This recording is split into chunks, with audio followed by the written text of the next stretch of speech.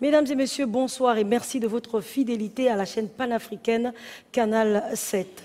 Comme vous le voyez ce soir, cette édition spéciale est consacrée totalement à la rentrée scolaire 2016-2017. Une rentrée d'ailleurs qui pointe à l'horizon puisqu'elle se déroulera à partir du 31 octobre prochain, c'est-à-dire lundi prochain, et une date qui a d'ailleurs été prévue par le ministère de tutelle, le ministère de l'Éducation nationale. Les parents, mais également les élèves s'impatientent et souhaitent justement que cette rentrée scolaire soit effective sur toute l'étendue du territoire national, malgré le léger report concernant la première date. La rentrée scolaire 2016-2017 aura bel et bien lieu. Qu'est-ce qui est prévu? Pour cela, ce soir, nous avons 4 invités. Nous allons juste les présenter. Déjà, à ma gauche, nous avons M. Adolphe Otila Osibadjo. Il est inspecteur général adjoint chargé de l'enseignement scolaire et normal au ministère de l'Éducation nationale, bien évidemment. Juste à côté de lui, M. Jean Eyene Bekale. Il est directeur général de l'enseignement scolaire et normal. À ma droite, nous avons M. Jean-Blaise Alogo, directeur général de l'enseignement technique et professionnel. Juste à côté de lui, M. Mesme Mouiri, lui, il est directeur central des ressources humaines au niveau du ministère de l'Éducation nationale. Messieurs, bonsoir. Bonsoir, madame. Merci encore d'avoir accepté notre invitation sur la chaîne panafricaine Canal 7. Alors, d'entrée de jeu, messieurs, la rentrée scolaire 2016-2017, c'est le thème prévu pour ce soir. Qu'est-ce qui est réellement fait? Qu'est-ce qui sera prévu pour cette rentrée? Eh bien, d'entrée de jeu, avant de commencer d'entrer dans le vif du sujet, c'est savoir déjà cette rentrée, est-ce qu'elle aura bel et bien lieu? Messieurs. Merci, madame. Permettez-nous de vous remercier pour l'occasion que vous nous donnez pour nous exprimer sur les questions de rentrée. Pour dire aux parents et à toute la communauté nationale et internationale que le système éducatif gabonais se porte bien. Que la rentrée aura bel et bien lieu. Plus de report cette fois-ci? Il n'y a pas de raison. Je ne vois pas, à notre niveau. Et puis bon, il faut dire que la rentrée scolaire se fait en 2 temps. Il y a la rentrée administrative qui a déjà eu lieu, c'est-à-dire tous les responsables, les directeurs, proviseurs, principaux sont dans les établissements avec leurs collaborateurs et sont en train de distribuer les emplois du temps. Le 31, ce sera la rentrée des classes, c'est-à-dire l'accueil des élèves. Donc, voilà. Justement, cet accueil des élèves est prévu donc le 31 octobre 2016. C'est la grande rentrée scolaire. Mais pourquoi une si tardive rentrée scolaire? Messieurs. Tardive, nous ne pensons pas. Il est prévu que chaque année scolaire dure 32 semaines. Toutes les conditions sont réunies pour que le 31, tout puisse démarrer. Alors, peut-être une réponse à ajouter, un complément de réponse. Alors, simplement pour dire que le gouvernement s'est prononcé, le calendrier est connu. Je pense qu'il ne reste plus qu'aux parents et aux élèves voilà, d'aller se présenter à leur établissement et devant les responsables d'établissement voilà, pour commencer dans les formalités nécessaires. Alors, les formalités nécessaires, les parents sont invités à se rapprocher au niveau des établissements scolaires. Alors, parlons un peu de la publication, justement, des élèves qui sont orientés cette année en 6e. Comment cela se passera? Cette publication, elle a été faite depuis le week-end.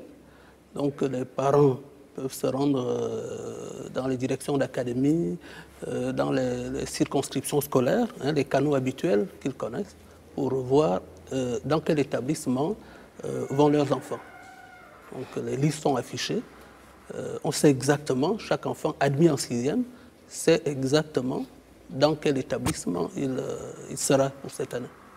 Alors pour cette rentrée scolaire, puisque c'est le thème de cette édition spéciale, qu'est-ce qui est fait concrètement pour que la rentrée se déroule sereinement sur l'ensemble du territoire national? Bon, il faut dire que pour cette rentrée scolaire, le problème principal que nous avons eu à résoudre, c'est d'accueillir 8000 élèves en plus des capacités d'accueil que nous avions. hein, nous avons... on avait une capacité d'accueil de 20 000. Or, on a eu plus de 28 000 admis en 6e. Donc, il fallait trouver...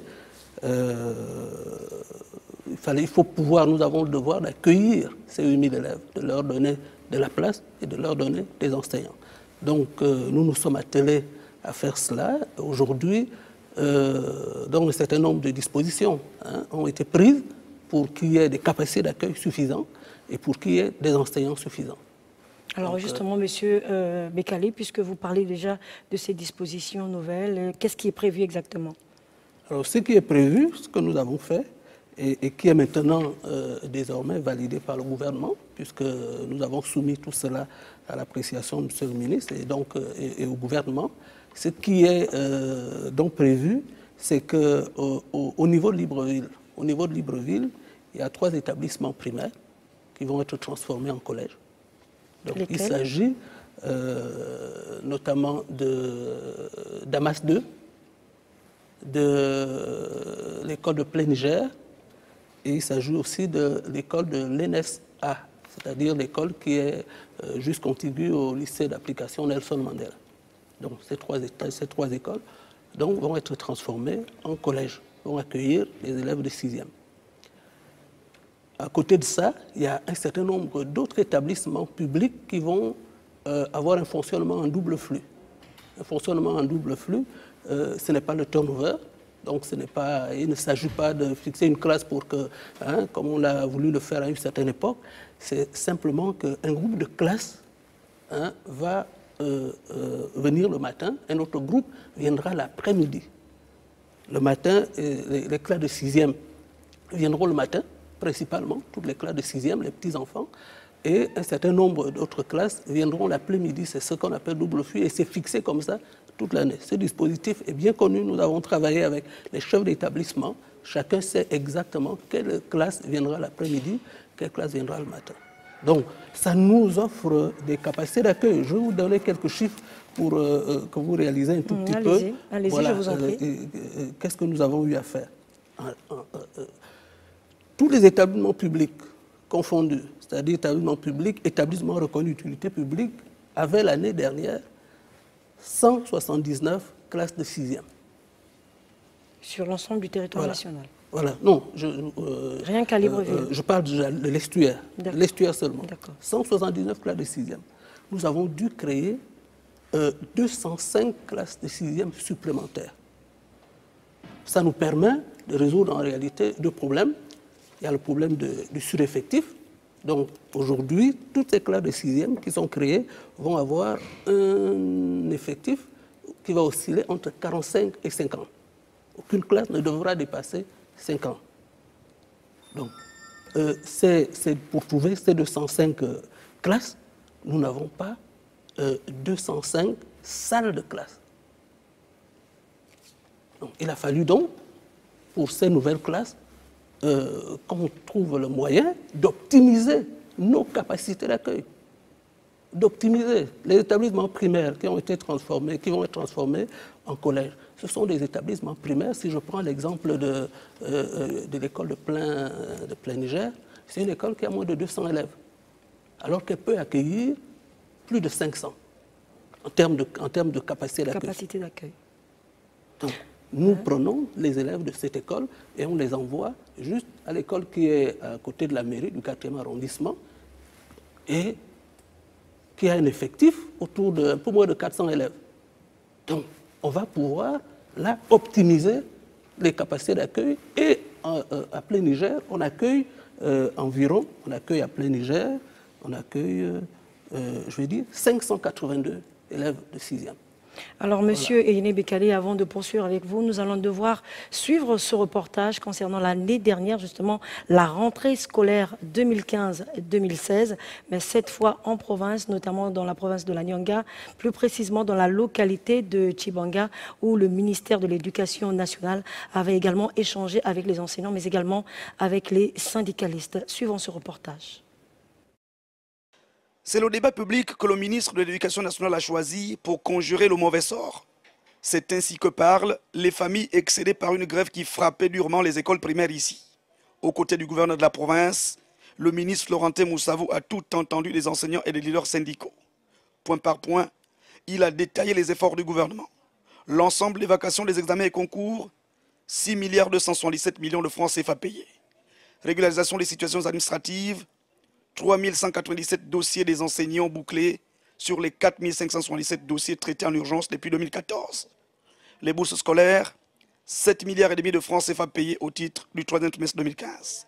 Le ministre a aussi expliqué la réforme des examens et concours, le statut des lycées et collèges, et il a annoncé la formation des futurs chefs d'établissement. Tout pour favoriser la reprise finalement effective des cours depuis lundi dernier. Tous les enseignants sont là. À midi, quand les enfants vont repartir, ils diront aux autres qu'on a eu cours. En ce moment, je suis sûre que demain, la cour sera pleine. Nous prévoyons que cela se passe dans de très bonnes conditions dans les jours à venir. Le ministre ne doutait pas un seul instant d'une réelle prise de conscience des enseignants. Ma responsabilité, c'est de traiter des questions de l'éducation nationale, de l'école gabonaise, des enseignants gabonais, des élèves gabonais. Trouver des solutions, je le fais chaque jour. Je passe 15 à 16 heures chaque jour dans mon bureau pour régler ces problèmes.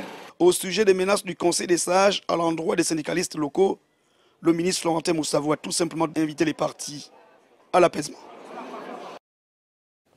Voilà, vous venez donc de suivre ce reportage axé sur la rentrée scolaire de l'année dernière 2015-2016. Nous revenons sur vous, Monsieur Jean-Yéné Bécalé, concernant justement le double flux. C'est peut-être revenir un peu sur cette nouvelle méthode, comment ça va se passer. Le matin, les élèves viendront à quelle heure, ils termineront à quelle heure et les autres viendront à quelle heure? De façon générale, étant entendu que les chefs d'établissement, en fonction des distances, ont la possibilité de réguler de 30 minutes et autres, mais de façon générale, les cours débutent à 7h30 en matinée, il faut 5 heures à peu près pour terminer à 13h30. Et puis, les autres reprennent entre 13h30, peut-être avec un décalage de 15 minutes, pour terminer à 17h30, en tout cas avant 18h. Donc voilà. Voilà, donc il y a deux flux d'élèves, un flux le matin, un flux le soir. Je disais tout à l'heure que les élèves jeunes, les classes d'examen, viendront le matin. Tout ça a été discuté avec les chefs d'établissement, donc il y a eu vraiment un débat autour de cela. Et puis, d'autres groupes de classes viendront donc l'après-midi.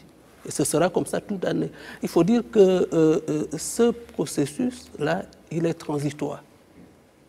Il est transitoire parce que vous savez certainement, puisque c'est médiatisé, on en a parlé, qu'il va y avoir un grand chantier de construction d'établissements et dès que ce sera possible, ces élèves seront transférés dans de nouveaux établissements. Mais il fallait cette année accueillir ces élèves qui sont admis en sixième. Vous savez qu'il n'y a plus de concours d'entrée en sixième. Il n'y a plus de concours d'entrée en sixième. Désormais, pour aller en sixième, on tient compte du travail scolaire, c'est-à-dire des notes de classe pour 50% et de la note au CP pour 50%. Donc, naturellement, il y a un plus grand nombre d'élèves qui sont admis désormais en sixième. Il faut les accueillir, il faut leur donner la possibilité d'étudier et éviter des classes surchargées. Hein? Voilà. C'est pas un peu aussi revenir sur le système turnover, à peu près, non? Sur le système Turnover. Non, non, je disais que ce n'est pas du turnover. Le turnover, un système qui a été imaginé il y a quelques années, il était question donc de fixer une salle et faire en sorte que plusieurs classes puissent tourner dans cette salle. Bon, ce système, vous savez, était compliqué à mettre en œuvre. Hein. Ce n'est pas le turnover. Là, il y a une classe. Chaque élève sait que ça, c'est ma classe. La seule différence, c'est que certains viendront le matin, toute l'année, d'autres l'après-midi. Mais ils vont achever le programme. Il n'est pas question de diminuer en termes de volume horaire pour effectuer les programmes. Ce n'est pas diminué de façon globale. Les programmes, pour les exécuter, demandent un minimum de temps. Tout ça a été pris en compte. Hein, je disais tout à l'heure que l'autre problème, c'était de trouver des enseignants. Parce que vous comprenez bien que si on ajoute de classes, il y a eu un besoin supplémentaire en enseignants. On reviendra finalement là-dessus sur d'autres, concernant ce thème qui est axé sur les ressources humaines. On reviendra tout au long de cette émission. Alors, Monsieur Otila Osibadio, vous voulez ajouter quelque chose? Oui, je voulais ajouter par rapport aux dispositions d'accès en 6e, parce qu'on a prôné l'abolition du concours d'entrée en 6e depuis des années, et c'est maintenant le moment de l'appliquer. Nous appliquons les dispositions et il n'y a plus d'admission en 6e en tenant compte des capacités d'accueil. On s'admet en 6e parce qu'on a fait ses preuves en 5e année, on a pu engranger le nombre de points qu'il faut pour aller en 6e. Il n'est plus question de s'admettre en 6e en tenant compte des capacités d'accueil des établissements. Justement, parmi ces nouvelles dispositions, vous parlez également d'uniformisation de coefficients. Qu'est-ce que cela veut dire? Notamment de la classe de 6e. Qu'est-ce que cela veut dire parmi ces dispositions nouvelles? L'uniformisation des coefficients au collège, c'est-à-dire de la 6e en 3e. Il faut dire que jusqu'à présent, les coefficients étaient disparates. En mathématiques, le coefficient était de 6. En français, il était de 6. Dans les autres matières, c'est 3, parfois c'est 2. Alors, l'IPN, l'Institut pédagogique national, qui est notre laboratoire de recherche pédagogique et autres, a fait une étude qui a montré que cette disparité des coefficients est responsable d'au moins 15% d'échecs, 15% de redoublement. Je vais vous donner un exemple. L'année dernière, cette année qui s'achève là, si on prend les établissements reconnus d'utilité publique, les établissements publics, il y avait environ en 6e 43 000 élèves. Sur les 43 000 élèves, 30% ont redoublé. Sur les 30%, il y a 15% de ce taux de redoublement qui est directement induit par les coefficients. On a fait le calcul, c'est-à-dire on a mis des élèves, on a coefficié leur moyenne, d'autres on a uniformisé, on a vu qu'il y a 6 000 à peu près, je vais vous dire le chiffre exact, je crois 6 550 environ, élèves redoublent, pas parce qu'ils ne sont pas bons, mais tout simplement parce que les coefficients sont disparates. Or, ce cycle-là, le premier cycle, c'est un cycle de détermination, une sorte de tronc commun. Parce que vous savez que chez nous, les séries commencent à partir de la seconde.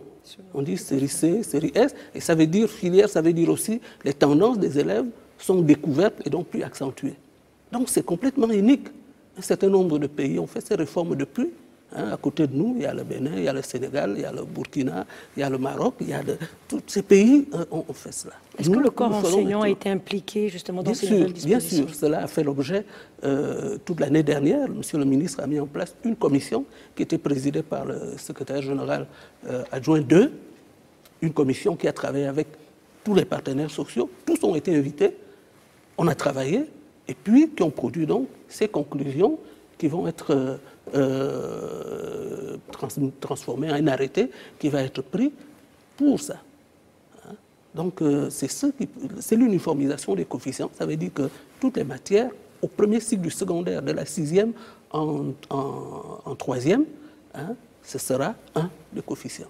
À l'intérieur de ça, il y a différentes parties. Les encadreurs pédagogiques et autres savent qu'à l'intérieur d'une discipline, il y a des chapitres qui comptent peut-être plus que d'autres. Ils travailleront avec ça, mais il n'y aura plus de différence d'une matière à une autre. Au premier cycle, c'est ça qui est important. Et ça va permettre de fluidifier, d'accélérer le flux des élèves. Parce que le redoublement, dont nous parlons, le redoublement, pourquoi nous ne sommes pas capables chaque année d'offrir suffisamment de capacité d'accueil? Si je prends un établissement qui a 600 élèves en 6e, si 400 redoublent, ça veut dire que cet établissement ne peut offrir que 200 places. Alors qu'en réalité, cet établissement pourrait offrir 500 places. Parce que ce n'est pas normal que 400 élèves redoublent sur 600. Que l'élève redouble parce qu'il n'a pas travaillé, oui. Mais qui ne redouble pas parce que simplement, on a collé à une matière un coefficient qui fait qu'il soit capable. Alors que c'est un élève qui est en cycle de détermination, je dis, qui se cherche. Et ce n'est qu'après la troisième qu'on va découvrir qu'il est plus, sa tendance est mathématique, sa tendance est scientifique, sa tendance est littéraire. À ce moment, les coefficients doivent être autorisés. Donc voilà, madame. Alors peut-être autre chose à ajouter par rapport à ces propos?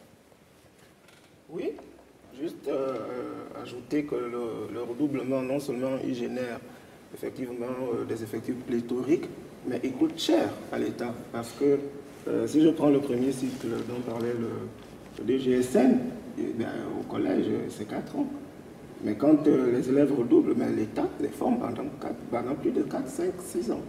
Donc il coûte cher à l'État. Donc c'est ce que j'aurais pu ajouter effectivement par rapport à ça. Cela participe aussi, ces coefficients au niveau du collège participaient de ce qu'un expert nous avait révélé, que nous avons institutionnalisé le redoublement, parce que si, avec l'expérience faite par M. Mbekale, vous avez compris qu'effectivement c'était un redoublement imposé, rien que par le fait des coefficients, et pas par la prestation des élèves dans les classes. Alors, cela dit, nous allons devoir suivre un deuxième reportage axé sur les examens de fin d'année, notamment le bac de l'année dernière, 2015-2016, sur le déroulement de cet examen, et nous reviendrons sur ce plateau.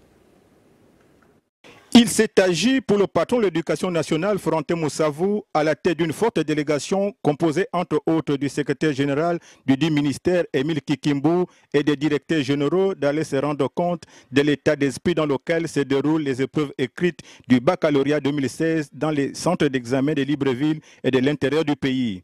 Au total, 20 608 candidats repartis dans les 25 centres d'examen ouverts dans l'ensemble du pays affrontent en cette fin d'année académique les épreuves du baccalauréat 2016. Après la première étape d'Ntoum Libreville, le ministre de l'Éducation nationale, Franté Moussavou, a visité tour à tour les centres d'examen d'Oyem, Franceville et Port-Gentil. Je suis venu à Oyem pour visiter les centres d'examen. Je me rends compte que tout est prêt et que le bac est bien lancé. L'État a investi. Les centres d'examen sont équipés. Et tous les candidats sont parfaitement à l'aise. Je viens de consulter quelques-uns d'entre eux et je me rends compte que nous pouvons considérer que l'État a fait mis les moyens qu'il fallait. Maintenant, il revient à chacun de se mettre au travail. Au lycée Richard Nguema Bekale d'Oyem, tout comme au lycée technique et commercial Agathe Benje de Franceville, jusqu'au lycée Raponda Walker de Port-Gentil, des instructions fermes ont été données aux responsables des centres. Les délais doivent être absolument tenus. Pour le baccalauréat, on sait que c'est le 12 juillet, proclamation le 9, à cause du deuxième tour. Donc, très peu de personnel en général sont absents au second tour. Donc, en principe, vous avez tous les personnels et la matrice peut être remplie. Dans le Wolontem, le Haut-Ogooué et le Ogooué maritime, les candidats étaient présents dans les salles de classe. D'autres, pour des raisons de santé, ont composé sur leur lit d'hospitalisation grâce aux moyens logistiques mis en place par le ministère de l'Éducation nationale.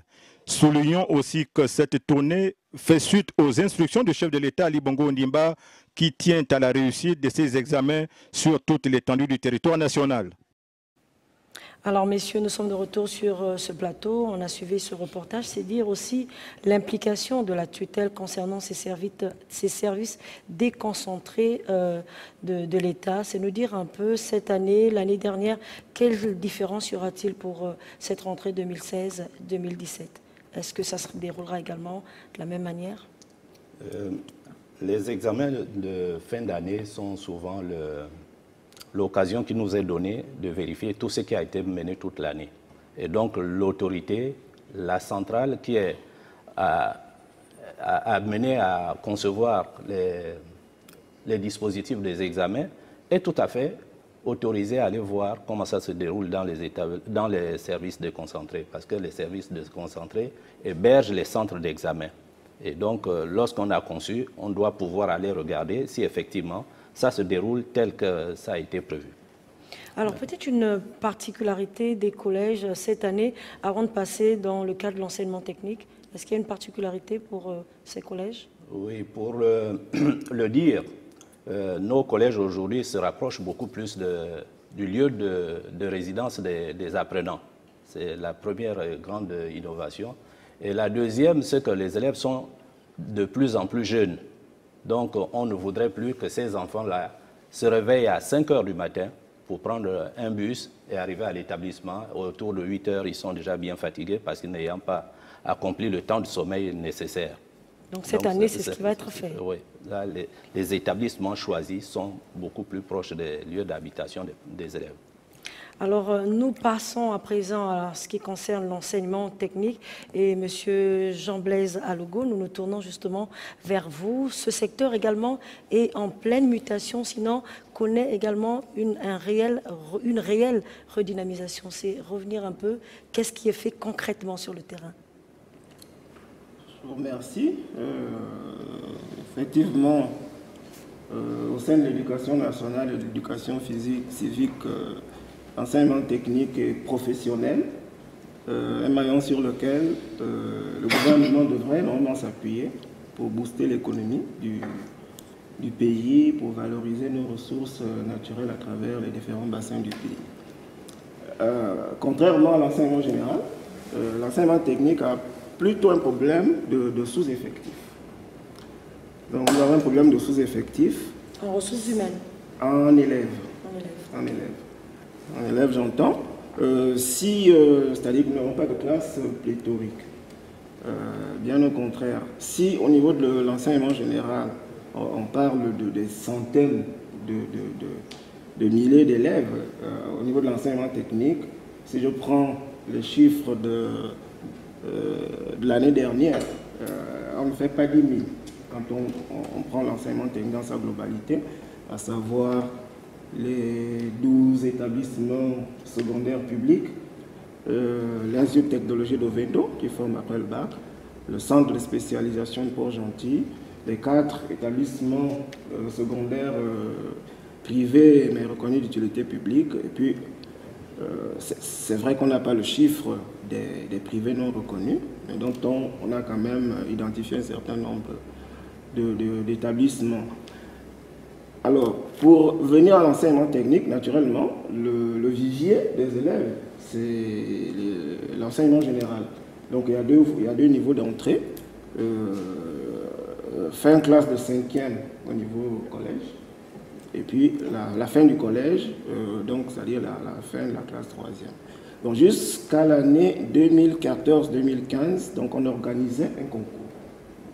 Aujourd'hui, il est suspendu. Voilà, donc nous avons suspendu ce concours d'entrée pour un certain nombre de raisons que je pourrais vous citer. S'il vous plaît, je vous en prie. Voilà. Bon, déjà pour vous dire que sur le plan légal et réglementaire, la loi nous permet de le faire parce que la loi a prévu, la loi 21-2011 a prévu 2 modes d'entrée, donc d'admission en lycée technique, donc soit par concours, soit par orientation ou réorientation. Alors, comme je vous l'ai dit, nous avons un problème d'effectifs et nous avons constaté depuis quelques années que le concours ne nous permettait pas d'avoir un nombre conséquent d'élèves. Ça, c'est de 1. Ensuite, le concours ne nous permettait pas d'avoir des élèves de qualité. Ça, c'est très important parce que souvent, on pense qu'au niveau de l'enseignement technique et professionnel, quand on a échoué à l'enseignement général, il faut maintenant venir à l'enseignement technique professionnel. Je vais vous prendre un exemple pour montrer que ce n'est pas vrai, qu'on devrait plutôt avoir les meilleurs élèves. Au début, j'ai dit que c'est un secteur qui devrait normalement booster l'économie du pays. Je vous prends un élève qui a fait dans le temps, par le passé, son concours d'entrée en seconde technique.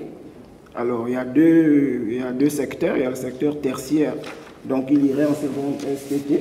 Mais il y a le secteur industriel, donc cet élève-là viendrait en seconde STI. Alors, STI, S c'est pour sciences, T pour technologie, I industriel. Alors, je vous dis, quand vous prenez un élève qui fait sa seconde S dans l'enseignement général, ben, il fait exactement les mêmes matières que l'élève qui fait sa seconde ST dans l'enseignement technique, sauf qu'en ST, ben, il va ajouter tout ce qui est technique.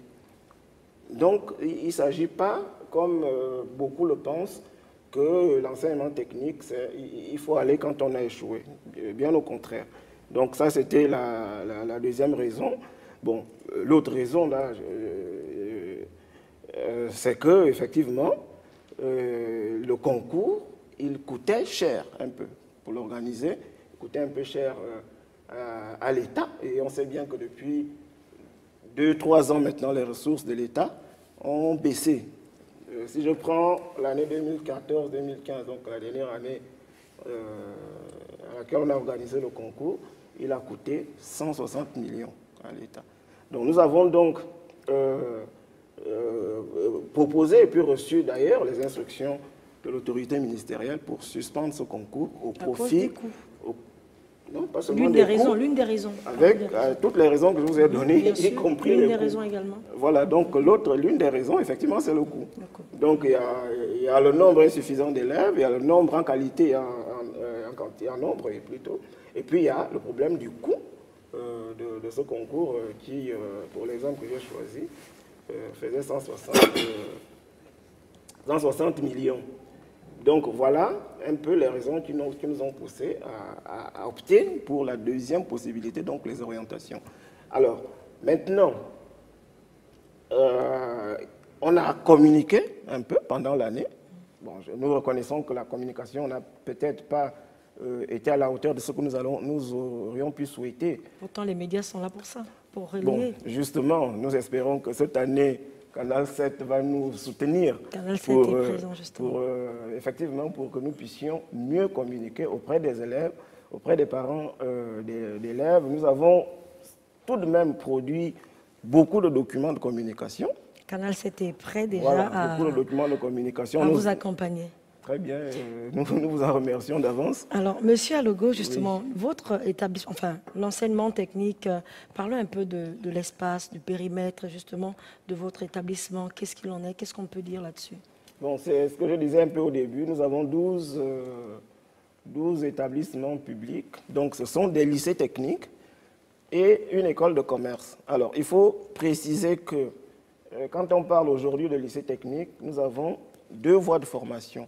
En lycée technique, nous avons la voie technologique, donc c'est cette voie-là qui permet à l'élève d'aller faire son baccalauréat technologique, soit dans le secteur tertiaire, donc il aura fait un bac STT, soit dans le secteur industriel, un bac STI, dans plusieurs filières.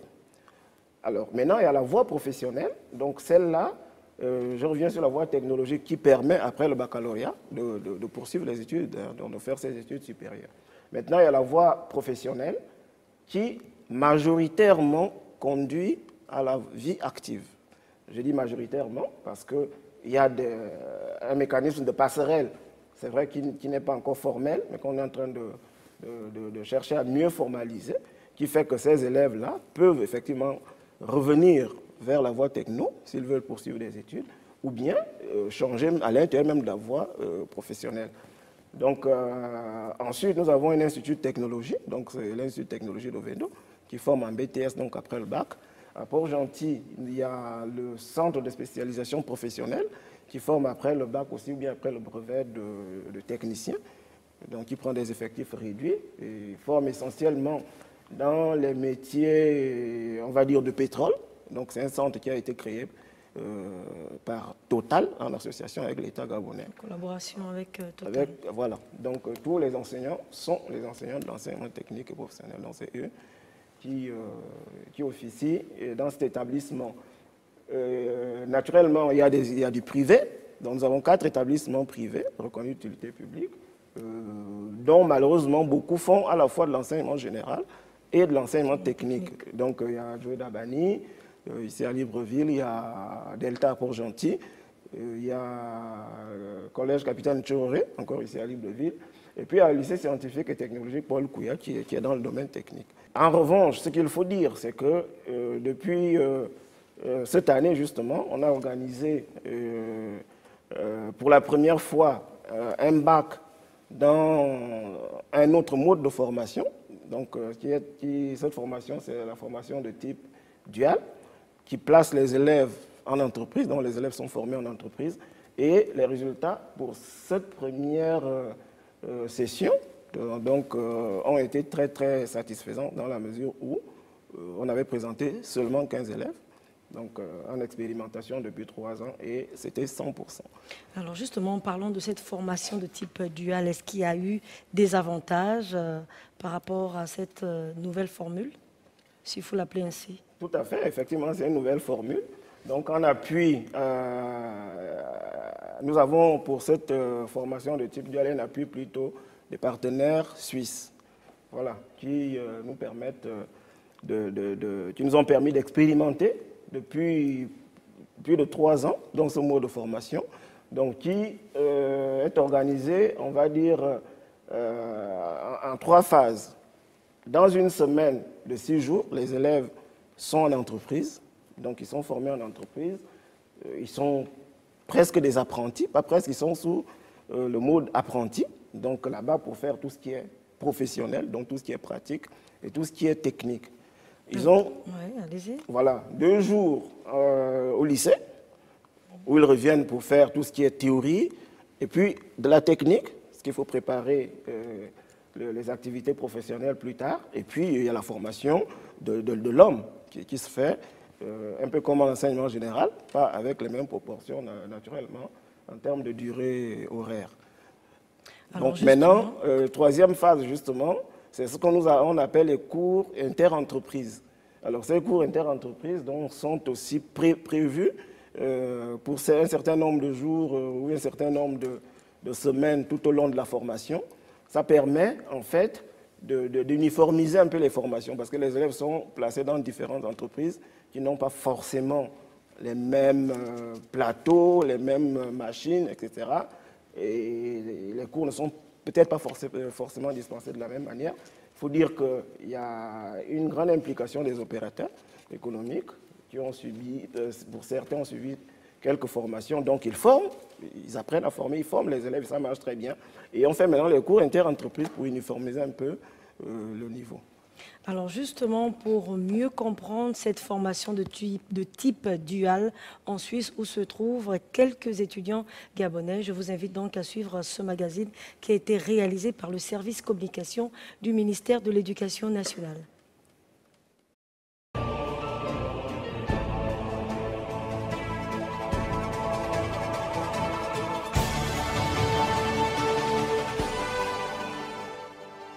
Le partenariat Suisse-Gabon a été lancé lors du séjour dans le canton de Berne du président de la République, chef de l'État, Ali Bongo Ondimba, début 2010, au lendemain d'une décision courageuse et risquée d'interdire l'exportation du bois gabonais à l'état brut, imposant ainsi sa transformation. Mesure risquée parce que les cadres formés et spécialisés dans les métiers du bois se comptaient au bout des doigts. Pour comprendre cet autre chantier socio-économique ouvert par le président de la République, il faut connaître l'établissement qui pilote le partenariat, la prestigieuse haute école spécialisée bernoise, installée au cœur de la ville de Bielbienne, dans le canton suisse de Berne. Nous avons une position unique, nous sommes la seule institution spécialisée dans le domaine du bois, à former au niveau technicien et au niveau ingénieur les cadres de l'industrie pour l'ensemble du domaine du bois. Le bilan d'étape de ce programme de formation dans les métiers du bois est positif. Une quinzaine d'enseignants spécialisés formés dans les systèmes enviables suisses par apprentissage entre l'école et les entreprises. Je suis rempli d'émotion parce qu'il y a 2 ans seulement, on était ici en formation dans le cadre de la formation qui avait été initiée par les plus hautes autorités en vue de l'ouverture de l'école supérieure de Métier de Bouré. Et dans le cadre de cette formation, outre toute la dimension pédagogique, didactique, il avait une dimension proprement dite portée sur la spécialisation. Et une vingtaine d'étudiants titulaires du bac scientifique ou technique, tous inscrits dans 3 cycles, technicien supérieur, bachelor et master des métiers du bois. Pour beaucoup d'entre eux, jugés brillants par les responsables pédagogiques de cette école qui reçoit des étudiants et cadres d'autres pays comme l'Australie ou le Canada, ces étudiants gabonais semblent avoir percé le mystère du bois à l'image de ce compatriote co-participant au dessin industriel de plusieurs œuvres telles que ce plateau de présentation commandé par une chaîne de télévision locale. Ici, je vous présente un dessin, un meuble qui a été réalisé par moi. Et ici, j'ai fait ça en 3 caisses, 3 blocs, où il y a des 2 côtés des tiroirs, au milieu des portes. Et c'est une commande que j'ai réalisée en 2 heures. Comme en pareille situation d'études hors du pays, ces étudiants doivent faire tomber chacun des obstacles à cette quête de la connaissance. des problèmes pédagogiques et sociaux soulevés lors de 2 rencontres successives avec le ministre de tutelle. Le problème de bourse d'études, il y a le problème des stages en entreprise, qu'on a évoqué un certain nombre de problèmes sociaux aussi, qui est avec l'environnement, le travail, au niveau de l'école, au niveau aussi de l'apprentissage de la langue, puisque c'est la langue allemande. Donc un certain nombre de problèmes que le ministre a bien voulu nous écouter et il a souhaité nous apporter aussi quelques solutions. Au niveau du Gabon, la filière bois est encore assez endormie et de savoir que j'ai la possibilité d'apprendre de nouvelles technologies, de nouvelles techniques pour pouvoir les apporter dans mon pays plus tard. C'est un projet du président. Qu'est-ce que vous avez un message à lui passer? Oui, je tiens d'abord à le remercier pour cette initiative qu'il a faite, parce que cette initiative va nous permettre de pouvoir encore améliorer cette filière au Gabon et puis lui dire que nous sommes motivés, nous sommes déterminés à pouvoir apprendre et pouvoir réussir dans ce domaine. Un message communiqué à une tutelle sensible et surtout attaché à l'ambition des plus hautes autorités gabonaises dans ce projet.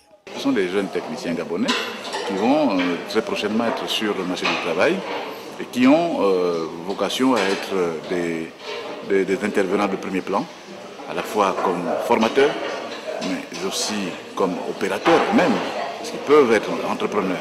Au terme de ces rencontres avec les étudiants gabonais et les responsables pédagogiques de la haute école spécialisée bernoise, 2 invitations ont été formulées.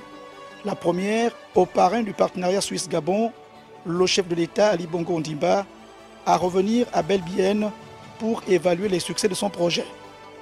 La seconde au secrétaire d'État à la formation du canton de Berne, à participer à la 57e session de la conférence des ministres de l'Éducation des États et gouvernements francophones que le Gabon doit abriter avant juin 2016 pour ensuite prendre la présidence de la Confémène.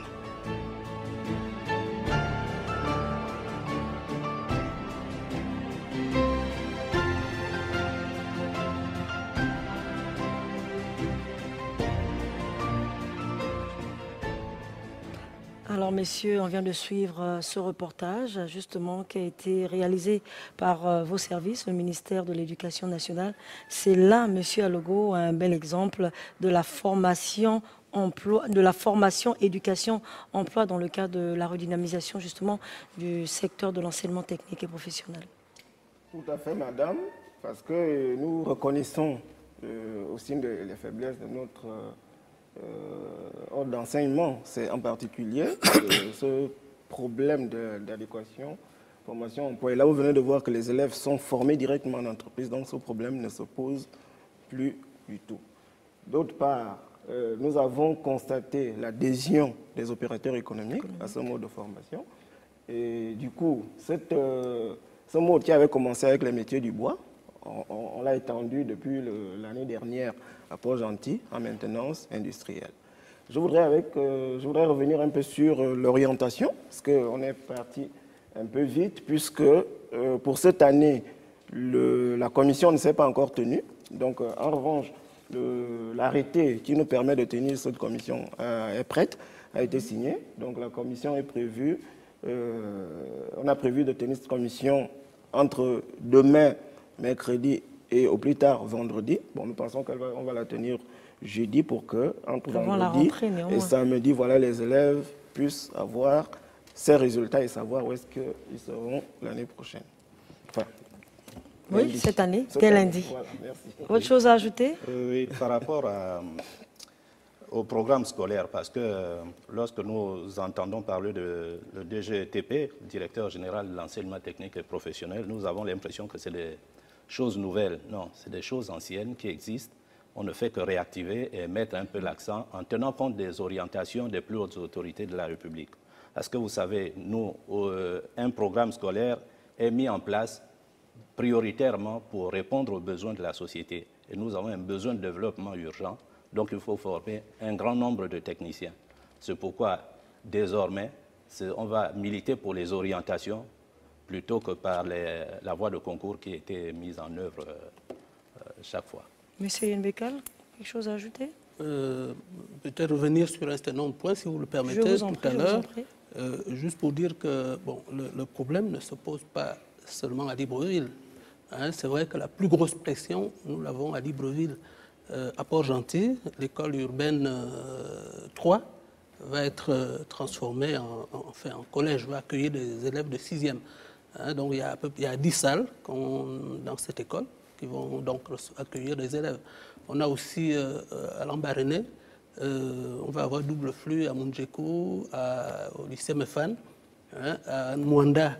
Il y a le lycée Rigobert Landji, parce que là aussi, nous avons une très grosse pression en termes sur les capacités d'accueil. Il y a aussi la question qui est posée maintenant.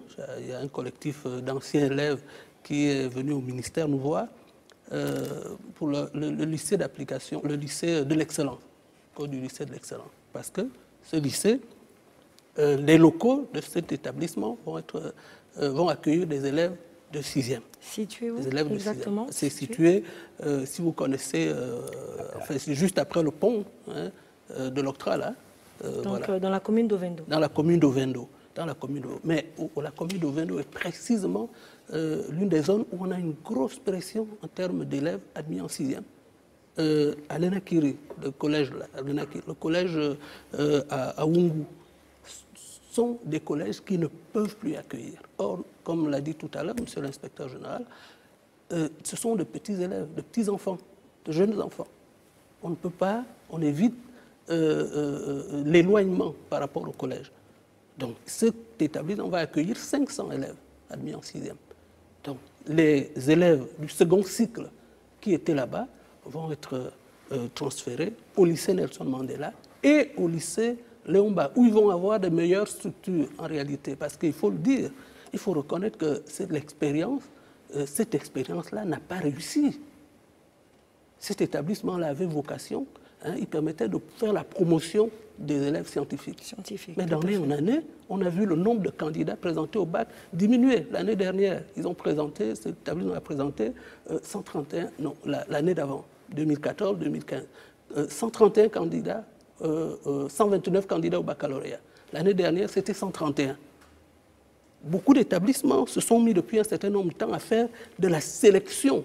C'est-à-dire, on crée un entonnoir en seconde, première, pour avoir juste un tout petit peu d'élèves en terminale, pour s'assurer de faire 100%. Mais derrière le 100%, il n'y a pas assez d'élèves. Il n'y a pas assez d'élèves scientifiques. Donc, on leur offre, en réalité aussi, de meilleures conditions au lycée Mandela, parce qu'on va mutualiser les équipements de laboratoire, et au lycée Léon Mba, ensuite, c'est des grands élèves, et là, on va accueillir des élèves plus jeunes. Donc voilà, en ce qui concerne le lycée Mandela. Mais tout ça, peut-être avant de passer au desserrage, a généré les besoins importants. Justement, oui. Parlons des besoins, Monsieur Mouri.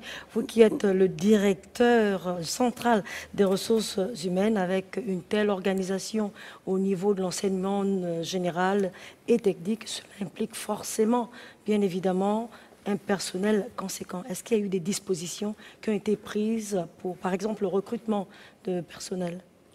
Bien, je vous remercie. Déjà, il faut préciser qu'il s'agit pas un déficit en enseignant. Il s'agit de trouver des enseignants, d'accord, qui vont entrer dans un dispositif de double flux. Et donc, en ce moment-là, nous avons cherché dans des niches l'acquisition des ressources humaines. Oui. Donc, on met à disposition de la DGSN. Comment l'avez-vous déniché, justement? Alors, nous avons identifié 6 niches d'acquisition de ressources humaines. La première niche, c'est celle qui consiste à procéder aux affectations-mutations, parce que chaque année, nous avons 2 commissions d'affectation, une qui se tient au mois de août et la dernière au mois d'octobre. Donc pendant le mois d'août, nous avons procédé aux mutations dans le cadre de la commission de mutation. Nous avons donc mis à disposition de la DGSN 154 enseignants dans toutes les spécialités. Je peux donner les chiffres. Hein. Nous avons, non, allez-y, voilà. Si la technique aussi est prête avec quelques images justement, donc, si on peut avoir tout cela. Nous avons, fondamentalement, nous avons 57 profs de français, 50 profs de maths, 50 profs de sciences physiques et une 50 profs de SVT. Alors, on a encore d'autres chiffres par rapport à d'autres matières. Donc, ces enseignants-là, ce sont des ressources humaines disponibles. Quand je parle disponible, il s'agit des fonctionnaires, voilà, agents publics qui ont un matricule, qui ont un salaire. Des enseignants nationaux? Voilà, nationaux. Et cet effectif va commencer dès la rentrée, donc le 31. Ils seront disponibles dès lundi. Dès lundi. Alors, il y a cette niche. La deuxième niche, c'est le rapprochement d'époux, parce que nous avons des enseignants qui sont mariés et qui sollicitent le rapprochement d'époux, qui viennent sur Libreville. Donc, c'est une niche. Il fallait aussi rechercher là-dedans. Nous avons la niche de tout ce qui consiste à recruter les enseignants sur titre, donc les diplômés des grandes écoles, des universités. Nous avons à peu près plus de 150. Ces enseignants, évidemment, seront affectés et auront leur pré-salaire après le mois suivant. Voilà, le mois suivant. Et la dernière niche, c'est les dossiers que nous avons. Nous avons dans notre base de données les demandes d'emploi. Là-dedans, nous avons à peu près 300 enseignants. Et nombreux, ce sont ceux qui font les mathématiques, sciences physiques. Et en express, les intéressés seront recrutés dès la semaine prochaine. Alors, parlons de ce recrutement suivant cette interview du ministre de l'Éducation nationale, M. Florentin Moussavou. Monsieur le ministre, le travail ne finit pas. Comme vous voyez, il n'y a pas de vacances à l'Éducation nationale. Là, vous constatez vous-même, nous avons reçu près de 900 fiches bleues de la part du ministère de la fonction publique et nous sommes en train d'y apposer notre signature de manière à obtenir le recrutement de ces 900 compatriotes qui sont en position de demande d'accès aux fonctions que nous offrons au sein de l'Éducation nationale, à savoir enseignants, encadreurs pédagogiques. Et naturellement, j'ai dû consacrer ce matin 3 heures pour apposer ma signature sur les 900 fiches bleues. C'était là le ministre gabonais de l'Éducation nationale, M. Florentin Moussavou. Alors, M.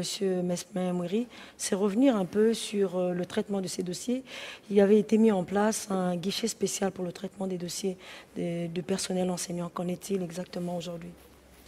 Alors, le guichet spécial de traitement de dossiers, tout dépend des dossiers à traiter. S'il s'agit de recrutement, la modalité consiste à réunir l'ensemble des signataires autour d'une table. Le directeur des ressources humaines, le secrétaire général et le ministre lui-même, qui signent chacun ce qui le concerne la fiche bleue qu'on appelle fiche bleue. Mais ça se déroule comment ça se déroule ici? C'est des dossiers physiques, voilà, des enseignants qui sont posés sur la table et chacun gestionnaire signe sur la fiche et nous les envoyons à la fonction publique, charge à elle de les envoyer au budget pour les postes budgétaires. Alors aujourd'hui, c'est peut-être rassurer les parents, les élèves, que tout est prêt pour une rentrée effective dès lundi prochain, avec le personnel également qui a été recruté? Bien, il faut dire simplement que l'année dernière, nous avons reçu près de 650 stagiaires. Ça allait un peu vite parce que comme ça, on va revenir aussi rapidement avec M. Otila. De l'ENS qui sont déjà en poste. Nous attendons la deuxième cuvée de cette année qui sera peut-être disponible dans 3 ou 4 mois. Mais par rapport aux disponibles, il faut rassurer et dire que la rentrée aura bien lieu. On aura les enseignants à la salle de classe. Merci M. Mouiri. Rapidement, M. Otila Osibadjo, c'est revenir un peu sur les lois, les règlements pour justement permettre à ce que tout ce qui a été mis comme disposition pour cette rentrée scolaire 2016-2017 soit réellement effective. Merci Madame. Il faut comprendre qu'un système éducatif est une vaste organisation, c'est un système. Donc tous les éléments se tiennent. On ne peut rien faire tant qu'on n'a pas au préalable pensé et légaliser la position. Je prends par exemple l'existence des structures d'accueil, les établissements. Les établissements, pour être créés, le directeur général ici initie un texte. Ce texte qui s'adosse à la loi, c'est ce qui est dit, ce qui se fait. Pour les coefficients, c'est exactement la même chose. Transformation des établissements. Transformation des établissements, c'est de la responsabilité même de l'administration du ministère de l'Éducation nationale. Autrement dit, il y a une procédure qui est mise en œuvre, mais cette procédure qui demande que la commission de la carte scolaire se tienne, et indépendamment de la tenue de la commission de la carte scolaire, le directeur général, les directeurs généraux des enseignements, en consultant leurs données par rapport à la gestion des structures, peuvent initier un rapport qui va permettre au ministre de l'Éducation nationale de prendre la décision, parce qu'effectivement, que ça soit par la commission de la carte scolaire que par le rapport du directeur général, c'est toujours le ministre qui signe l'arrêté ou la décision portant transfert des établissements. Y compris l'intégration du personnel? L'intégration, c'est un processus beaucoup plus long, parce qu'il y a beaucoup d'administrations qui rentrent en ligne de compte. Il y a l'administration de l'Éducation nationale qui sélectionne les dossiers, qui les transmet à la fonction publique qui envoie au budget, et le budget qui entérine la décision. Alors, juste peut-être une question d'ensemble avant de nous séparer, puisqu'on est déjà à la fin. Est-ce qu'il y a des réunions constantes qui sont entreprises au niveau du ministère de l'Éducation nationale pour évaluer un peu toutes ces dispositions mises en place? Constamment, régulièrement, est-ce qu'il y a des réunions pour évaluer? C'est l'administration où on ne vit que de réunions. Si vous cherchez à voir l'inspecteur général ou le directeur central dans son bureau, il faut avoir pris un rendez-vous. Sinon, tous les jours, on est en réunion parce qu'on a beaucoup de choses à ajuster. Et nous vous disons que c'est un système. Donc, tous les éléments se tiennent. Ah oui, vous comprenez bien, madame, qu'on ne peut rien réussir si on ne se réunit pas, parce que tout est en interaction. Et nous n'avons fait que ça ces derniers temps. Et un grand nombre de réunions ont été carrément présidées par monsieur le ministre lui-même.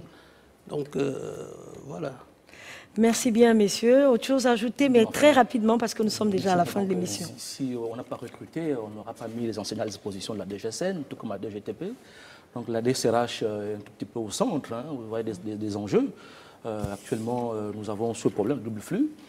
S'il n'y a pas d'enseignants, évidemment, on aura des difficultés. Et comme je vous l'ai dit, on a des enseignants. C'est pour dire que la rentrée sera normale et il n'y aura pas de problème. Et s'agissant du double flux... Monsieur Otila Osibadjo, on est à la fin. Veuillez m'excuser parce que... L'horaire. Le problème d'horaire. Rapidement, très rapidement. Le double flux n'obérera pas le programme, les tranches horaires. Parce qu'ici, dans la loi, il est prévu 4 heures de cours en matinée minimum et 4 heures de cours en après-midi en ce qui concerne le double flux. Ça tiendra. Merci bien, messieurs, d'avoir accepté notre invitation. Nous avons axé cette édition spéciale sur la rentrée scolaire 2016-2017. Et bien, nos invités ici présents ont bien affirmé que la rentrée aura bel et bien lieu le lundi 31 octobre 2016. Merci encore de nous avoir suivis. Restez toujours fidèles au programme de notre télévision panafricaine Canal 7. Au revoir. Et je vous retrouve demain pour une émission spéciale également, mais cette fois, c'est sans tabou, avec toujours le ministère de l'Éducation nationale. Au revoir et bonsoir à tous.